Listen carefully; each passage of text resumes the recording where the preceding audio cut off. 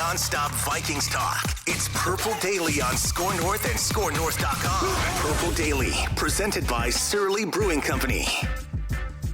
You know, with Kevin, I see a lot of the similarities that I saw with Kyle Shanahan, Matt LaFleur, Sean McVay. You know, when they were hired as head coaches, you know, you knew they had great football minds. They were innovative, hard workers, good with people. The only real question was, you know, they're young. Do they have the experience? And I think time has proven in the case of Kyle and Matt and Sean that, you know, they knew what they were doing and they were able to learn quickly and being a head coach wasn't too big for them. And so I really feel a similar sense with Kevin that, you know, he has a great football mind. He's been around a lot of great football minds. He's a hard worker. He was big in my development. And I think, you know, the fact that he's never been a head coach before, that he's a little younger than a lot of head coaches, I think the track record with the other guys would suggest that he'll be just fine. There he is. There he is, Mr. Game-winning drive, the Colossus of clutch, the secondary slayer himself. You like that? You like that? Kirk Cousins, currently the Vikings franchise quarterback, but for how long? Just a warning. We should put a warning on the beginning of some of these Kirk episodes. We will be diving deep into Kirk Cousins' conversation on this episode. If that is triggering for you, don't blame us. We gave you the warning. All right, this is the Purple Daily Reads the Comments edition every week. And you guys had a lot to say about Kirk Cousins. Score North app, YouTube comment section, Twitter. It's not our fault. We are reacting to your comments here. We are listener friendly, viewer friendly. Yes. We just listen. We just want to see the Vikings win a Super Bowl before we die, and the starting quarterback is a very, very important part to that puzzle. And we're going to dive into some of your questions. Purple Daily, presented by our friends at Surly Brewing Company and TCL, one of the world's best-selling consumer electronics brands, a great TV to watch the big game on. They have a new lineup of award-winning TVs delivering the most entertainment with stunning resolution, all at an affordable cost. Enjoy more of the things you love with TCL. Thanks to everyone who sends us pictures of their TCL TVs and their Surly and their Chill Boys. Be careful, we don't want to see any. Let's just make sure that you just send us a picture of like the packing. The packing, which is great. I love the packing. I honestly love the packaging. Okay, the good. vacuum seal. Not that kind of packing, the other kind, yeah. Okay, I'm glad you said packing. Very close to if it ended with an E and I was getting a little concerned what you were talking about there. All right, let's awkwardly transition to the first comment here. Purple Daily reads the comment section. This is from Michael Faircloth via YouTube. I hate the way you guys talk about Kirk Cousins. It is sickening. I love to watch him play. Other quarterbacks throw all kinds of picks and off targets and have far greater personal quirks than he does, yet still get high praise. You say, oh, he has great numbers, but he sucks. The poor guy can't catch a break. The Vikings' problem the past 2 years has been defense. Does Michael have a point that the way we talk about Cousins is sickening? He loses me completely with you say he sucks. We preface every conversation by saying he is a good quarterback. He lacks intangibles that are important for a successful quarterback. I'm fine with the rest of that, but when you say he sucks, that leads me to believe you don't really digest our conversations. Yeah. No one at any point that I can recall anyways, outside of like maybe some blind rage during Ventline, where we are not to be held accountable for anything we say on Ventline, right? I think in fact, we brought this up last week. If you pulled everyone who's a Kirk crusader and everyone who's out on Kirk, said, rank the quarterbacks in the NFL, where do you think he falls? Like 90% of people in both bins would say he's between like 10th and 14th somewhere. I think he's like 14th. If you're more high on him, you probably think he's like 10th. So there's not even that big of a gap. The gap is in, okay, how comfortable are you with his flaws and some of the intangibles that are lacking and just some of the quirks about his leadership and whatnot? Are you celebrating the fact that you have the 12th best quarterback in the NFL being paid with the third highest cap? Like that's the conversation isn't he sucks. No, he doesn't. Does anyone think he sucks on this show? No. With all due respect to him, Kelly Holcomb sucked. Wow. What an unnecessary drive-by. No, but I'm saying we're not putting him in that bin. It's so frustrating. We have these in-depth conversations about Kirk and quarterbacks, and like a takeaway is we think the guy sucks. That's just blatantly wrong. Yeah, the other thing, just one more thing on this, and there's a lot more Kirk comments and feedbacks that we'll get into here from different angles, but the Vikings' problem the past 2 years has been defense, is the last part of Michael's comment. Well, yes, the defense has not been very good the last couple of years, but it was excellent in Kirk's first year. It was very good in Kirk's second year. You know, they never got past the second round of the playoffs. They only made the playoffs once in those first 2 years.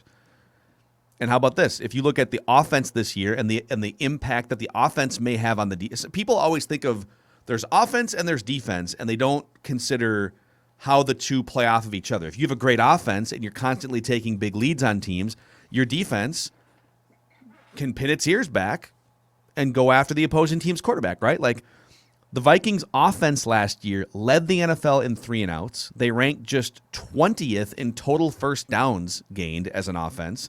In fact, the Vikings offense had 100 fewer first downs than the Chiefs, and the Chiefs struggled for half the year offensively. Mm-hmm. And they had, the fourth shortest average drive time offensively in the NFL, just ahead of the Jets and the Texans. One more, too. They weren't on the field. They were 25th in time of possession. 25th. So the they're defense is just out there all the time. Yeah. And yes, and some of it, and again, the defense wasn't that great either, but the offense did so much less to help the defense than people think. Well, look at the defense blew that lead in the last 4 minutes. Well, maybe the offense should have held onto the ball and converted another third down, right? Yeah. So I just, no one thinks he sucks. This is a conversation about how do you win a championship, and any nitpicking is done through that lens. Dana via YouTube says, you guys are obsessed with Kirk to the point that it's unhealthy. Steve Graff via YouTube says, the whole show relates to everything Kirk. There should be months of possible content about this team's deficiencies without once mentioning Kirk's limitations or his contract. Honestly, I hope he's traded so that the show can start their recovery from Kirk derangement syndrome. How do you avoid the contract that's one of the essential contracts as far as the construction of the entire roster? Oh, man. Like, how do you do that? I do think you have Kirk derangement syndrome. I think that's funny. I mean, he's a quarterback of the team, and his contract's huge, and you can't build a roster unless you make changes. Here's what we should do. Let's do a full week next week. All we talk about is right guard. What do you think? What if we let's devote one show each week. We can dissect for 40, 50 minutes Oli Udoh, the incumbents, maybe Mason Cole, and then we can take a look at some of the right guard draft prospects too. Bring Tyler Fornes on. That'd be fun. I just don't understand. I don't think we talk enough right guard on this show, although the right guard is a huge problem, and it's part of the reason why Kirk doesn't play as well in certain moments. I don't understand. Well, so's the center too, but I just don't understand this. Skull Geek on Twitter says, Mackie, I know you're an open-minded guy, so imagine Kirk Cousins in Kevin O'Connell's offense. I'll admit, I was not a fan of Kirk in the Zimmer-Kubiak offense, but this is a totally different ballgame. It's at least something to think about, right? So let's go down that path for a second. Let's say they decide to hang on to Kirk in whatever form that takes, an extension, whatever. What do you think he looks like in the KOC McVay offense? I think he puts up great stats. I think he has more success, and I think that to his dying day as a human, he lacks the intangibles necessary to lead a team as a quarterback to a Super Bowl. Deck, what do you think? Think there's a Matthew Stafford run in there? Potentially, but I also think if we're going to lean into the offense and we're going to give him all the resources he needs here, how much more time do we need to be convinced that Kirk Cousins can be a Super Bowl winning quarterback? Because it's unfair. It is unfair to say, well, if it's 1 year at KOC, that's not enough time. That's not enough time. You need to give him more time, and they're in cap hell, and they're in roster construction, and they still have to figure out everything else. But I'm not worried about trying to figure out year 4 or 5 of Kevin O'Connell and Kirk Cousins. I'm worried about the present and right now. How much patience can you have to withstand this Kirk Cousins era? And I don't know if you can keep doing that. And that's kind of where I'm at. Like on one hand, look, I am an open-minded guy. Thank you, Skull Geek. Appreciate you recognizing that. Thank you. I am curious. Like, what do I think there's another level to be unlocked that hasn't been unlocked? Yeah, I'm curious. In a vacuum, I would be really curious to see Kirk in just a more offensive and Kirk-friendly environment. Absolutely. But on the other hand, I can't wrap my head around the fact that he's been in the league for 10 years and the best version of Kirk and the best version of a Kirk Cousins team is a theory still.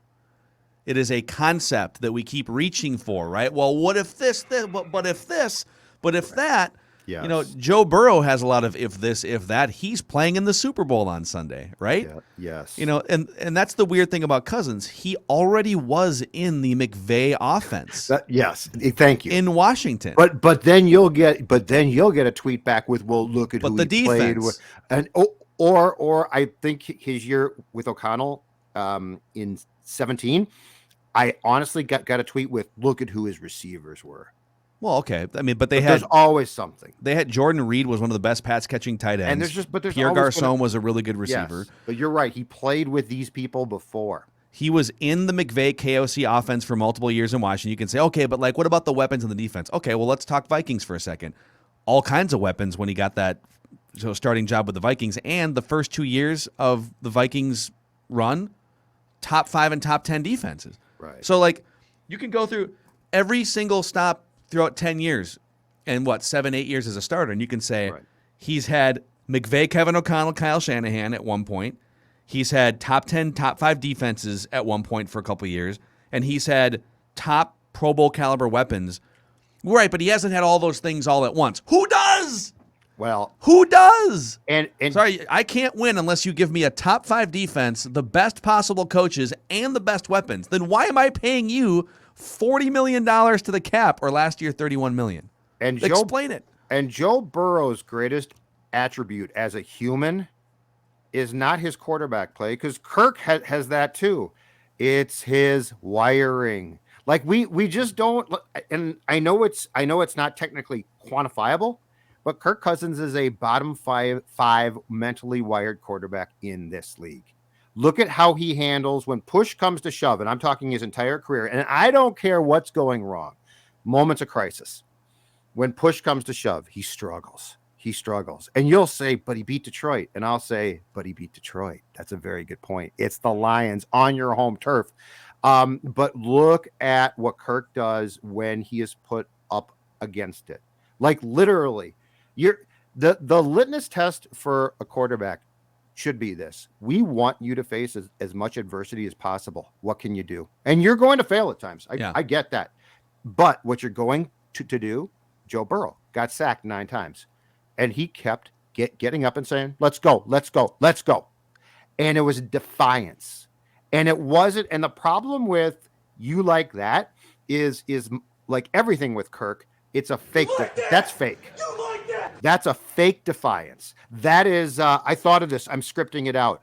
A true defiance is a guy who stands up and says, bleep everybody out here. We're winning this game. And Kirk doesn't have that. And people don't want to talk about that because you can't put that in a graph or a statistical formula. Yeah. I love the way you put the overcome aspect of great quarterbacks. It's almost like we sit here, by we, I mean everyone, we Vikings fans, media, even the team, Kirk, like we have so many conversations about how do you make everything around him perfect so that he can drive that car 200 miles an hour down the backstretch, right? That's not achievable in the NFL, especially when you're paying one guy, and other teams do it too, so much money to the cap. You're gonna be perfect on all your draft picks and all your free agent signings and never get guys hurt, whatever. Like the NFL is about overcoming imperfections. Mm-hmm. And if you can't do that on a more regular and higher level basis, then I don't need to be paying you 20% of the cap. That's the difference between Joe Burrow and Kirk Cousins. The Bengals, I'm going to be a broken record here. The Bengals are far from a perfect team. Their offensive line sucks. Their defense is average. Their head coach, who is a nice offensive genius and has led his team to the Super Bowl, still has his quirks. He gets sacked 9 times in a divisional round and still gets up to figure out a way to win the damn game. Joe Burrow is 26 years old, so he was a little bit older when he came out of college than a traditional guy. But the mental wiring between Joe Burrow and Kirk Cousins is on a completely different planet. He can overcome those deficiencies Kirk has never proven he can. And at that position, especially, that's the one place where you need every one of your teammates on both sides of the ball to be lifted up by you. So like Joe Burrow does not privately say, I just got sacked again, but I'm fine. Joe Burrow tells everyone, we're fine. We're going to take care of this.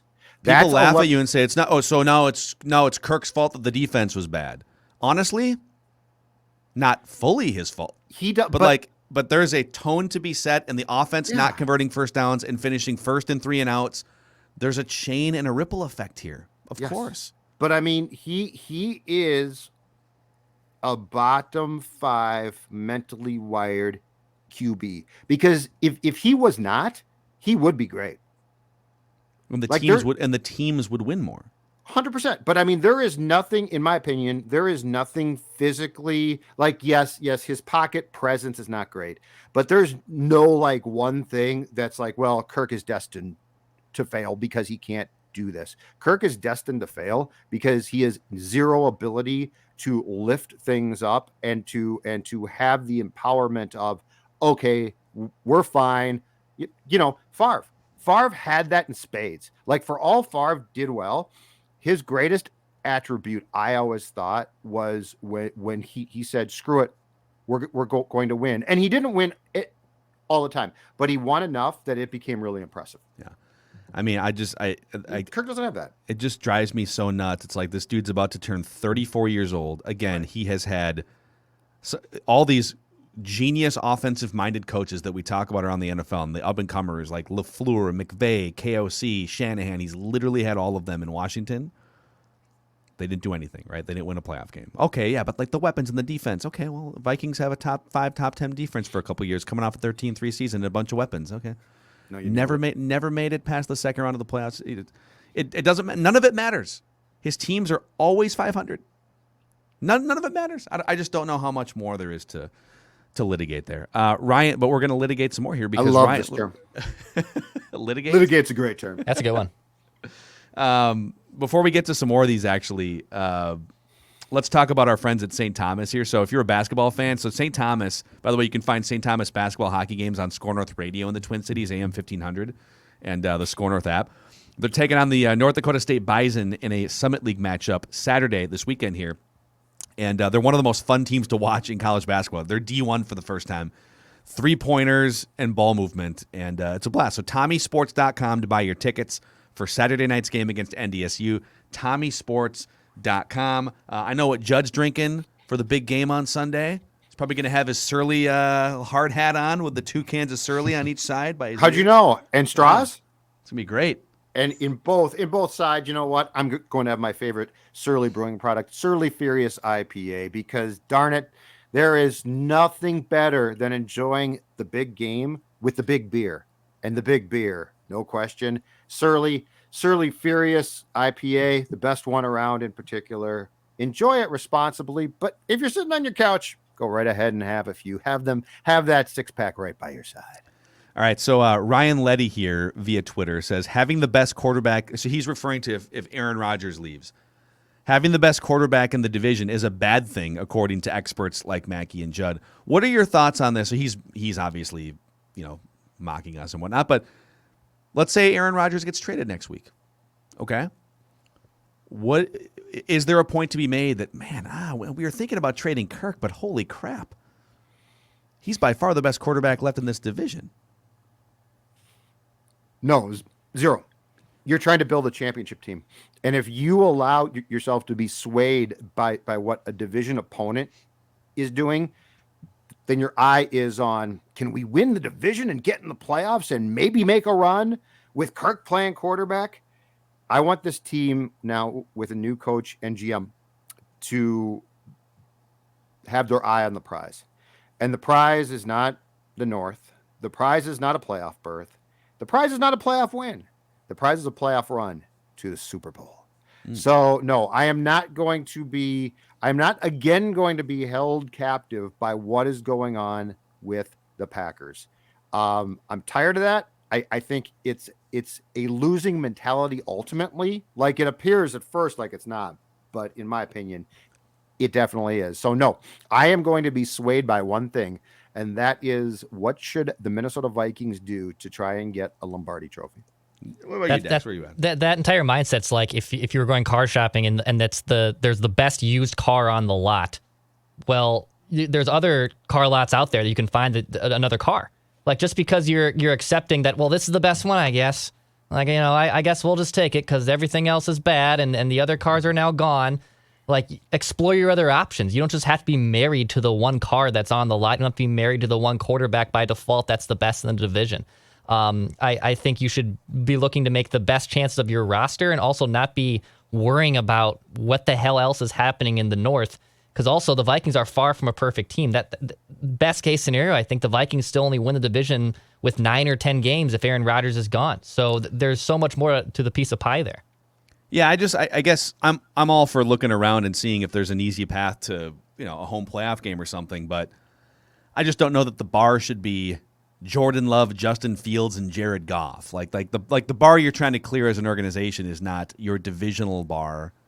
That's a bar that you probably need to clear if you want to clear the real bar, which is Super Bowl. But that's not the bar shouldn't be, we've got a better quarterback than Jordan Love. It's great. And Jared Goff. Like that.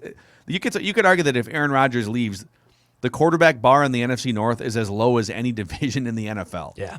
So I would be careful about that. And then one more on Kirk, and then we'll get to a couple other ones here.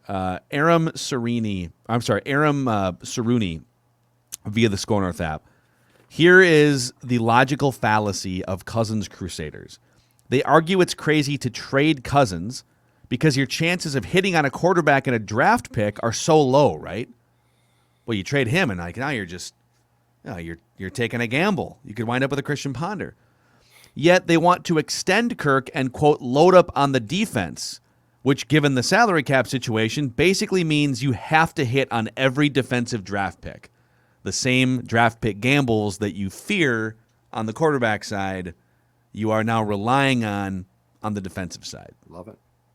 And now, is there a bigger whiff rate on quarterbacks than cornerbacks or defensive ends? But you tried there. There's a lot of whiffs. That's a great point. He's right. You've whiffed on cornerbacks before. Gladney, things go wrong, right? I think that it's safe to say that certainly his second year, Cam Dantzler didn't perform like they expected. So, that's a great point. The Cousins Crusaders seem to be far more in love with Kirk Cousins than the team. Like, they seem much more concerned about Kirk's agenda than what's going to get the team to a place of being ultra competitive or a Super Bowl contender. Yeah, and I do think there's a middle ground of people that, hey, like, this is, like pretty decent quarterback play here for the first time over a 4-year stretch in a long time, and I hear that, but it's just so pretty decent quarterback play, or he's pretty good, pretty passable. When's the last time you saw a team win a Super Bowl and said, boy, they won that Super Bowl because the quarterback's play was pretty passable, and the answers that you'll throw at me come with potentially some of the greatest defenses of all time too. So that's the problem. Corey Landstrom via the Score North app says, I don't recall hearing, this is a write that down comment, I don't recall hearing where a failed touchdown attempt on Purple Daily's Write That Down is calculated into the completion percentage. Is it this past summer you guys had talked about adding another stat for the new season? I can't recall. Well, I think we were talking about adding interceptions. Yes, we did. We did talk about that. I remember that. But so some people have asked, like, if someone's going to make a touchdown prediction and they whiff on it, should that be an interception? And we haven't gone that far yet because I don't know. I feel like completion percentage and touchdowns keeps it really simple. I don't know. Do we need? I think we talked about interceptions. I actually think we talked about INTs being layup checkdowns that don't hit, come through. I think that's what the discussion was, because there's a certain person on this show who is accused of checking down a lot. His name is Judd Zolgad. I don't want to talk about him. Any ambiguity. I don't think he's on the show today. Yeah, I mean, we'd have to deem a prediction a check down in the moment and then track that category. That's up to you guys, because you track. I don't track. You track. Phil, I think you do it in particular. So we could do it. It's very doable. I could add it to the analytics machine. We could do it next season if you want. Let us know. What do you guys think? Hit us up on on. Of course, they're going to say yes. You people are after me. I'm not paranoid. And then a bad dad joke via the Score North app says, hey, I caught the latest episode of Purple Daily. Couldn't help but think you could use a little coaching with your dad jokes. Would love to come on Purple Daily for Write That Down. We'll get you on bad dad joke. You can just make bad dad jokes instead of predictions.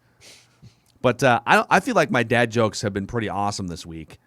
And I'm going to I'm gonna leave you guys here with a dad joke from Kevin Peterson via the Score North app. All right.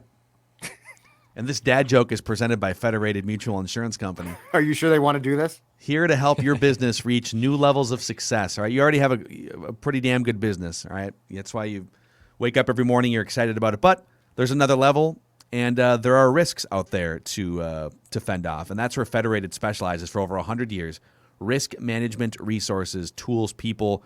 Find out more at federatedinsurance.com. And remember, at Federated, it's our business to protect yours. How do billboards talk? How, Phil? How do they talk, Phil? Through sign language. Sign language. Right.